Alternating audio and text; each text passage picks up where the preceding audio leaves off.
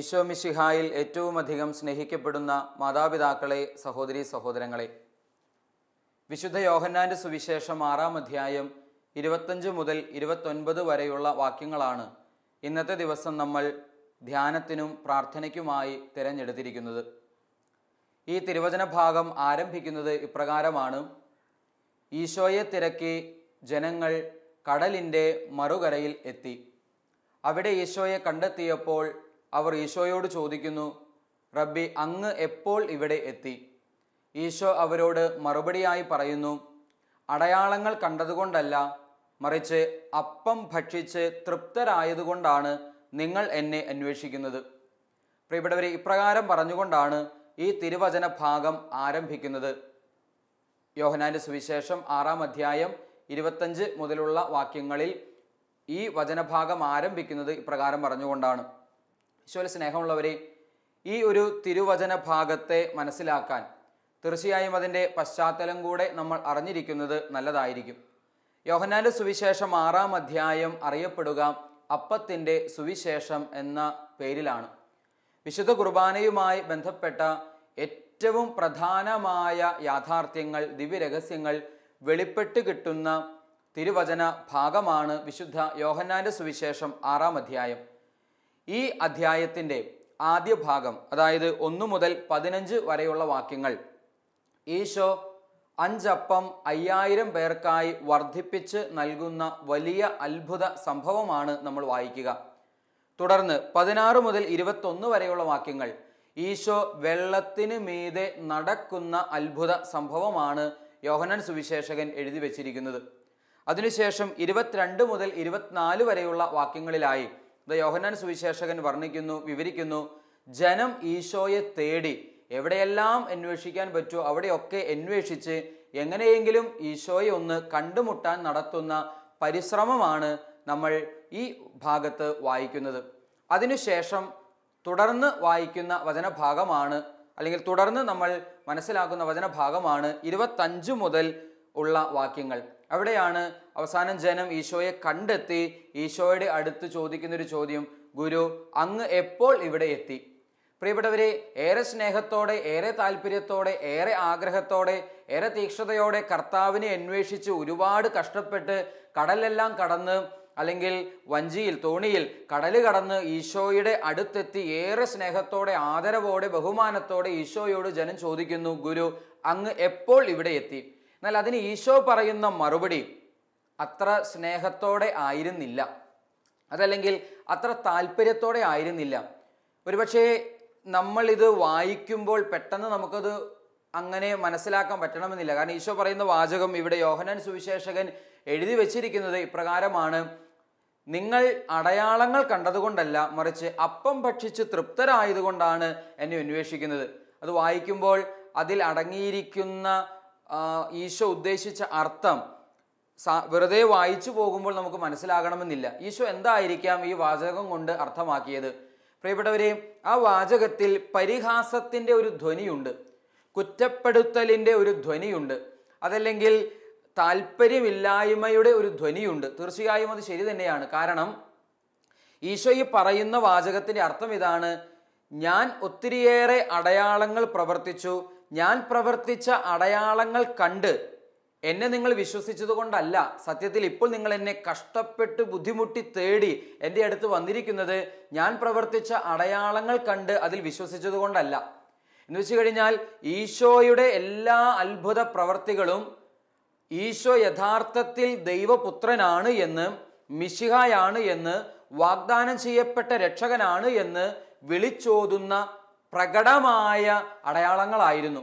എന്നാൽ ഈ അടയാളങ്ങളിൽ വിശ്വസിച്ചുകൊണ്ട് ഈശോ തന്നെയാണ് നാളുകളായി തങ്ങൾ പ്രതീക്ഷിച്ചിരുന്ന ക്രിസ്തു അഥവാ മിശിഹ, അതായത് അവർ പ്രതീക്ഷിച്ചിരുന്ന രക്ഷകൻ എന്ന തിരിച്ചറിവിലേക്കും ബോധ്യത്തിലേക്കും വിശ്വാസത്തിലേക്കും വന്നതുകൊണ്ടല്ല യഥാർത്ഥത്തിൽ ഈ ജനം ഈശോയെ തേടി കഷ്ടപ്പെട്ട് ബുദ്ധിമുട്ടി ഈ വഞ്ചിയിൽ യാത്ര ചെയ്ത് കടലൊക്കെ കടന്ന് ഈശോയുടെ അടുത്തേക്ക് വരുന്നത്. പിന്നെ എന്തുകൊണ്ടാണ്? കുറച്ചു നേരത്തെ, അല്ലെങ്കിൽ കഴിഞ്ഞ ദിവസം ഈശോ ഒരു വലിയ അത്ഭുതം പ്രവർത്തിച്ചു, അപ്പം വർദ്ധിപ്പിക്കുക എന്നുള്ള അത്ഭുതം. അപ്പം ഭക്ഷിച്ച് തൃപ്തരായതുകൊണ്ട് തങ്ങൾക്ക് എന്നും അപ്പം നൽകാൻ കഴിവുള്ളവൻ ഈശോ എന്ന നിലയ്ക്ക് ഈശോയുടെ അടുത്ത് അപ്പം പ്രതീക്ഷിച്ചിട്ടാണ്, അഥവാ ഭക്ഷണം പ്രതീക്ഷിച്ചിട്ടാണ്, അവരുടെ വയറ് നിറയ്ക്കാൻ വേണ്ടിയാണ് അവർ ഈശോയെ തേടി ഈശോയുടെ അടുത്ത് വരുന്നത്. അതുകൊണ്ട് തന്നെ ഈശോ അവരെ കുറ്റപ്പെടുത്തി ഒരു പരിഹാസ ധ്വനിയോടെ പറയുന്ന കാര്യമാണ്, നിങ്ങൾ അടയാളം കണ്ട് വിശ്വസിച്ചിട്ടൊന്നുമല്ല എൻ്റെ അടുത്തേക്ക് വരുന്നത്, നേരെ മറിച്ച് അപ്പം ഭക്ഷിച്ച് തൃപ്തരായതുകൊണ്ടാണ്. പച്ച മലയാളത്തിൽ നമ്മുടെ നാട്ടുഭാഷയിൽ പറയുകയാണെങ്കിൽ അത് എങ്ങനെ നമുക്കതിനെ മാറ്റി പറയാം? ഈശോ പറഞ്ഞ വാചകത്തെ നാട്ടുഭാഷയിൽ പച്ച മലയാളത്തിൽ പറയുകയാണെങ്കിൽ, വെറുതെ തിന്നാൻ വേണ്ടി മാത്രം എൻ്റെ അടുത്തേക്ക് വരുന്നവർ, വെറുതെ തിന്നാൻ വേണ്ടി മാത്രം എൻ്റെ അടുത്തേക്ക് വരുന്നവർ എന്ന് പച്ച മലയാളത്തിൽ പറഞ്ഞാൽ അത് തന്നെയാണ് ഈ വാചകത്തിൻ്റെ അർത്ഥം. അപ്പോൾ ഒരു പരിധിവരെ അവരെ കുറ്റപ്പെടുത്തിക്കൊണ്ട് അല്ലെങ്കിൽ പരിഹാസ ധ്വനിയോടുകൂടെ, മറ്റൊരർത്ഥത്തിൽ പറഞ്ഞാൽ ഈശോയുടെ ഉള്ളിലെ വേദനയാണ് ഈ വാക്കുകളിലൂടെ പ്രകടമാക്കപ്പെടുക. പ്രിയപ്പെട്ടവരെ, ഈശോ പറയുന്ന വാചകത്തിൽ അടയാളങ്ങൾ കണ്ടതുകൊണ്ടല്ല എന്നൊരു വാക്കുണ്ട്. യോഹന്നാന്റെ സുവിശേഷം പഠിപ്പിക്കുന്ന ദൈവശാസ്ത്രജ്ഞര് അല്ലെങ്കിൽ ബൈബിൾ പണ്ഡിതര് പറയുന്നൊരു യാഥാർത്ഥ്യം, യോഹന്നാന്റെ സുവിശേഷത്തിൽ വിവരിക്കപ്പെടുന്ന ഈശോ പ്രവർത്തിച്ച ഏതൊരു അത്ഭുതവും അടയാളങ്ങളാണ്. ഏതൊരു അത്ഭുതത്തെയും അടയാളമായിട്ടാണ് യോഹന്നാന്റെ സുവിശേഷം വർണ്ണിക്കുക, വിവരിക്കുക. ആദ്യ അത്ഭുതം, കാനായിൽ വെള്ളം വീഞ്ഞാക്കിയ വലിയ അത്ഭുതം, അതിനെക്കുറിച്ച് അവസാനം യോഹന്നാൻ സുവിശേഷകൻ എഴുതി വെക്കുന്ന ഒരു വാചകം ഇപ്രകാരമാണ്: ഈശോ തന്റെ മഹത്വം പ്രകടമാക്കുന്നതിന് വേണ്ടി പ്രവർത്തിച്ച അടയാളങ്ങളുടെ ആരംഭമാണ് കാനായിൽ പ്രവർത്തിച്ച അത്ഭുതം. അടയാളങ്ങളുടെ ആരംഭം, അതായത് അത്ഭുതങ്ങളൊക്കെ അടയാളങ്ങളാണ് എന്ന് വെച്ചാൽ എന്താ അതുകൊണ്ട് ഉദ്ദേശിക്കുന്നത്? അടയാളം എന്ന് പറയുമ്പോൾ നമുക്കറിയാം, നമ്മൾ പല രീതിയിലുള്ള അടയാളങ്ങൾ കണ്ടിട്ടുണ്ട്. ഇപ്പോൾ സൈൻ ബോർഡുകൾ, സാധാരണഗതിയിൽ നമ്മൾ കാണുന്ന സൈൻ ബോർഡുകൾ, അടയാള ബോർഡുകൾ എന്ന് വെച്ച് കഴിഞ്ഞാൽ ഒരു സ്ഥലത്തേക്ക് ഉള്ള ചൂണ്ടുപലകയായി നിലകൊള്ളുന്ന സൈൻ ബോർഡുകൾ നമ്മൾ കണ്ടിട്ടുണ്ട്. ഒരു പ്രത്യേക സ്ഥലത്തേക്ക് നമ്മൾ ഒരു സ്ഥലം അന്വേഷിച്ച് അല്ലെങ്കിൽ ഒരു ഇടത്തേക്ക് നമ്മൾ പോകുന്നു, ഒരു പള്ളി അന്വേഷിച്ച് പോകുന്നു എന്ന് കരുതുക. അപ്പോൾ ആ പള്ളിയിലേക്ക്, ഒരു തീർത്ഥാടന കേന്ദ്രമാണെങ്കിൽ ആ തീർത്ഥാടന കേന്ദ്രത്തിലേക്ക് പോകാൻ വേണ്ടി നമ്മൾ ചെല്ലുമ്പോൾ ഒരു സ്ഥലത്ത് ബസ് ഇറങ്ങുന്നു, എന്നിട്ട് അത് ലക്ഷ്യമാക്കി നമ്മൾ നടക്കുന്നു, ഈ തീർത്ഥാടന കേന്ദ്രം ലക്ഷ്യമാക്കി നമ്മൾ നടക്കുന്നു.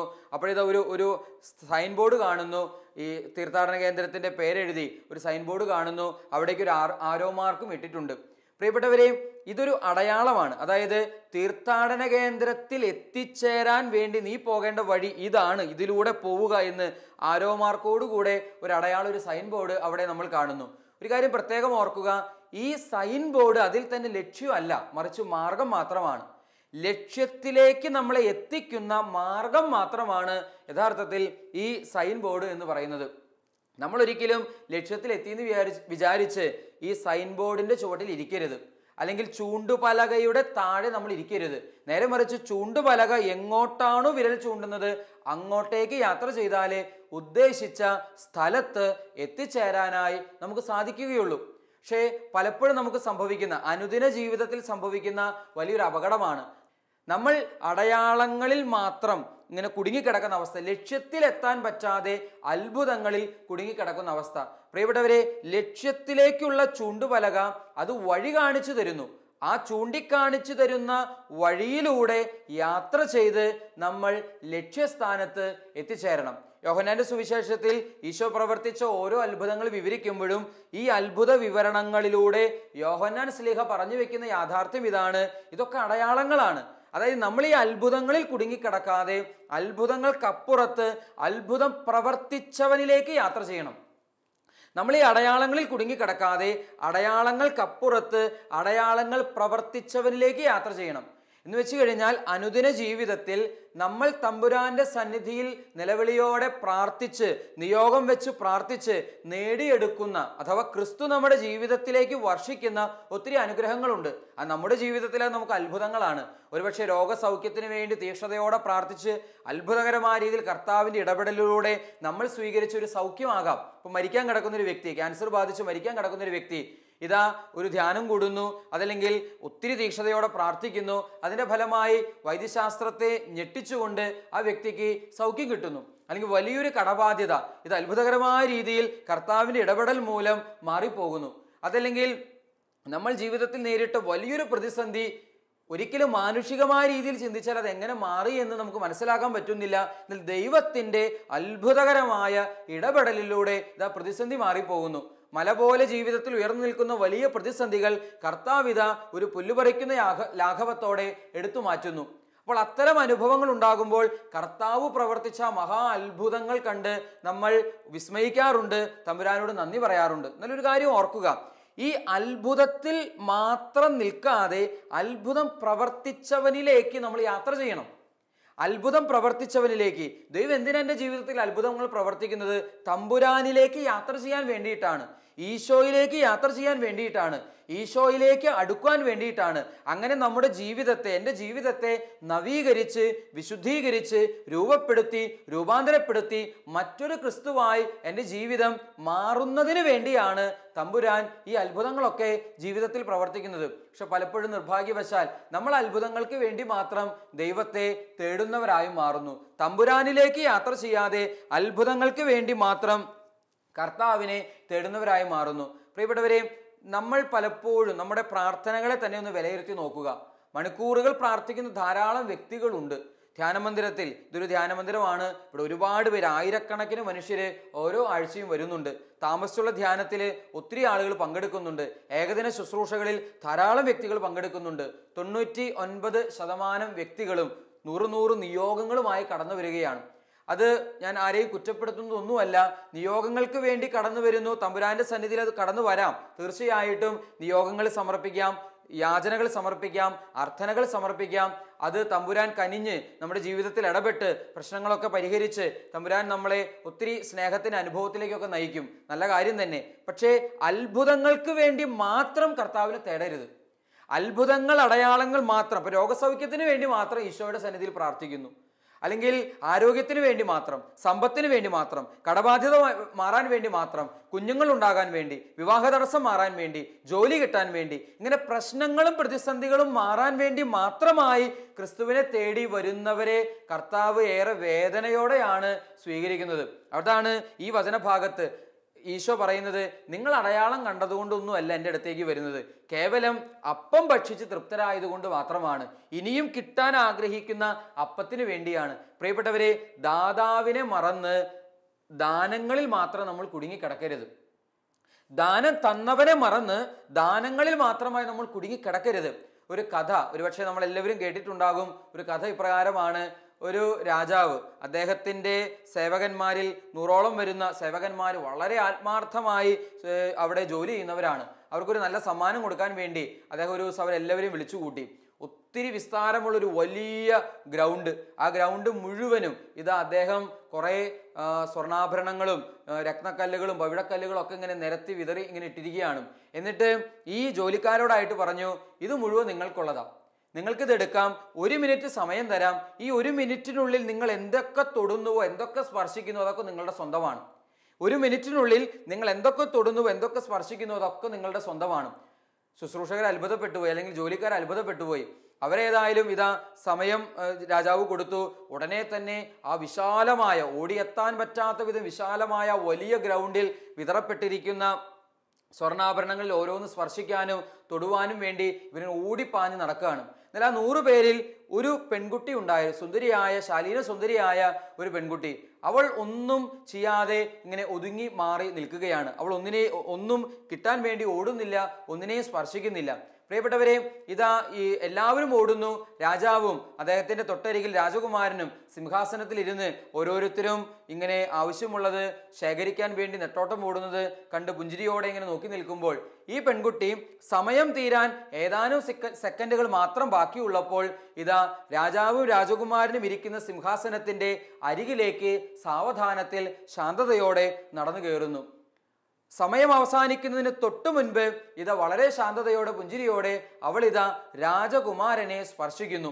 എല്ലാവരും ഞെട്ടിത്തെറിച്ചു. അത്രയും നേരം ഓടി നടന്നിരുന്ന എല്ലാവരും അത്ഭുതത്തോടെ, അല്പം ഭയത്തോടെ നിന്നു. കാരണം രാജകുമാരനെ പോയി ഒരു സാധാരണ പെൺകുട്ടി സ്പർശിച്ചിരിക്കുന്നു. രാജാവ് പക്ഷെ കോപിക്കാനും നിന്നില്ല. പുഞ്ചിരിയോടുകൂടെ പെൺകുട്ടിയോട് ചോദിച്ചു, നീ എന്താ ഈ പ്രവർത്തിച്ചത്, എന്താ നീ ഉദ്ദേശിക്കുന്നത്? അന്നേരം ആ പെൺകുട്ടി ശാന്തമായി തന്നെ മറുപടി പറഞ്ഞു, രാജാവേ, ഈ 1 മിനിറ്റിനുള്ളിൽ എന്ത് തൊട്ടാലും അത് ആ തൊട്ട വ്യക്തിയുടെ സ്വന്തമാണെന്ന് അങ്ങ് പറഞ്ഞല്ലോ. അതുകൊണ്ട് ഞാനിതാ രാജകുമാരനെ സ്പർശിച്ചിരിക്കുന്നു. എനിക്ക് രാജകുമാരനെയാണ് ആവശ്യമുള്ളത്. പ്രിയപ്പെട്ടവരെ, അങ്ങനെ രാജാവ് അവളുടെ ആവശ്യം അംഗീകരിച്ചു കൊടുത്തു. അങ്ങനെ രാജകുമാരൻ്റെ ഭാര്യയായി ഈ പെൺകുട്ടി മാറി. അവൾ ആ നാടിൻ്റെ രാജകുമാരിയായി, പിന്നീട് അവിടുത്തെ രാജ്ഞിയായി അവൾ മാറുകയും ചെയ്യുന്നു. ഈ കഥ നമ്മുടെ മുൻപിൽ അവതരിപ്പിക്കുന്ന വ്യക്തമായൊരു ആശയമുണ്ട്. എന്താണ് ആശയം? ദാനങ്ങളിൽ ശ്രദ്ധിക്കാതെ ദാതാവിനെ ശ്രദ്ധിക്കുമ്പോൾ ലഭിക്കുന്ന വലിയ അനുഗ്രഹത്തെക്കുറിച്ചുള്ള സന്ദേശമാണ് ഈ കഥ നമ്മളെ ഓർമ്മിപ്പിക്കുന്നത്. എന്ന് വെച്ച് കഴിഞ്ഞാൽ ഇവിടെ ആ ഗ്രൗണ്ടിൽ വിതറപ്പെട്ട ഏത് സ്വർണ്ണാഭരണത്തെക്കാളും പവിഴക്കല്ലുകളെക്കാളും രത്നക്കല്ലുകളെക്കാളും വൈഡൂര്യത്തെക്കാളും ഒക്കെ വിലയുള്ള വ്യക്തി അത് തരുന്നവനാണ്. തരുന്നവനെ സ്വന്തമാക്കിയാൽ തരുന്നവൻ്റേതെല്ലാം നമ്മുടെ സ്വന്തമാവുകയാണ്. ദാതാവിനെ സ്വന്തമാക്കിയാൽ ദാതാവിൻ്റെ എല്ലാം നമ്മുടെ സ്വന്തമാവുകയാണ്. എന്ന് വെച്ച് കഴിഞ്ഞാൽ കർത്താവായ ദൈവം, കർത്താവ് ഈശോ മിശിഹ നമുക്ക് ഒത്തിരി ദാനങ്ങൾ നൽകുന്നുണ്ട്, അനുഗ്രഹങ്ങൾ നൽകുന്നുണ്ട്. എന്നാൽ ഈ ദാനങ്ങൾ സന്തോഷത്തോടെ നമുക്ക് സ്വീകരിക്കാം. അതിനപ്പുറത്ത് ദാനങ്ങൾ തരുന്ന ഈശോയിലേക്ക് യാത്ര ചെയ്യാൻ തയ്യാറാവുക. എന്ന് വെച്ചാൽ ഈശോയെ സ്വന്തമാക്കുക. ഈശോ സ്വന്തമായി കഴിഞ്ഞാൽ ഈശോയുടേതായതെല്ലാം നമ്മുടെ സ്വന്തമാണ്. ഈ പ്രപഞ്ചം മുഴുവൻ ഈശോയുടേതാണ്. ഈ ലോകം മുഴുവനും കർത്താവിൻ്റെതാണ്. കർത്താവിനെ സ്വന്തമാക്കി കഴിഞ്ഞാൽ കർത്താവിനുള്ളതൊക്കെ നമ്മുടെ സ്വന്തമാകുന്നു. കർത്താവിനെ നമ്മൾ നേടിക്കഴിഞ്ഞാൽ കർത്താവിൻ്റെതായതൊക്കെ നമ്മൾ നേടുന്നു. എന്താണ് കർത്താവിൻ്റെതല്ലാത്തതുള്ളത്? ഈ പ്രപഞ്ചം, ഈ ലോകം, ഇതിലെ സകല സമ്പത്തും തമ്പുരാൻ്റെതാണ്. അതുകൊണ്ട് പ്രിയപ്പെട്ടവരെ, നമ്മുടെ ലക്ഷ്യം ദാതാവായിരിക്കട്ടെ. ദാനങ്ങളിൽ കുടുങ്ങിക്കിടക്കാതെ ദാതാവിലേക്ക് യാത്ര ചെയ്യാൻ, തമ്പുരാൻ നൽകുന്ന ദാനങ്ങളിൽ മാത്രം ശ്രദ്ധിക്കാതെ, അത്ഭുതങ്ങളിലും അടയാളങ്ങളിലും മാത്രം ശ്രദ്ധിക്കാതെ, അത്ഭുതങ്ങൾ പ്രവർത്തിക്കുന്നവനിലേക്ക് യാത്ര ചെയ്യാൻ, തമ്പുരാനെ സ്വന്തമാക്കാൻ നമുക്ക് ഓരോരുത്തർക്കും തീർച്ചയായും സാധിക്കണം. കൊരിന്തോസ്കാർക്ക് എഴുതിയ 1-ാം ലേഖനം 15-ാം അധ്യായം 19-ാം വാക്യത്തില് പൗലോസ് അപ്പസ്തോലൻ പറയുന്നൊരു വാചകം ഇപ്രകാരമാണ്: ഈ ജീവിതത്തിന് വേണ്ടി മാത്രം ക്രിസ്തുവിൽ പ്രത്യാശ വെച്ചിട്ടുള്ളവരാണെങ്കിൽ നമ്മൾ എല്ലാ മനുഷ്യരെക്കാളും നിർഭാഗ്യവാന്മാരാണ്. പലപ്പോഴും നമുക്ക് സംഭവിക്കുന്ന വലിയൊരു അപകടമാണ് ഈശോയുടെ പുറകെ പോകുന്നതിൻ്റെ പുറകിൽ, അല്ലെങ്കിൽ ഈ തമ്പുരാന്റെ സന്നിധിയിൽ പ്രാർത്ഥിക്കുന്നതിൻ്റെ, ഇപ്പോൾ ധ്യാനമന്ദിരങ്ങളിലേക്ക് പോകുന്നു, ധ്യാനിക്കാൻ പോകുന്നു, പ്രാർത്ഥിക്കുന്നു, ഉപവസിക്കുന്നു, നൊയമ്പെടുക്കുന്നു. പലപ്പോഴും നമ്മുടെ ലക്ഷ്യങ്ങൾ നശ്വരമായ ലക്ഷ്യങ്ങൾ മാത്രമായി പോകുന്നു. ഈശോയെ അനുഗമിക്കുന്നതും ഈശോയെ തേടുന്നതും കേവലം ഭൗതികമായ ചില കാര്യങ്ങൾ നേടിയെടുക്കാൻ വേണ്ടി മാത്രമായി പോകുന്ന വലിയ അപകടം നമുക്ക് സംഭവിക്കാറുണ്ട്.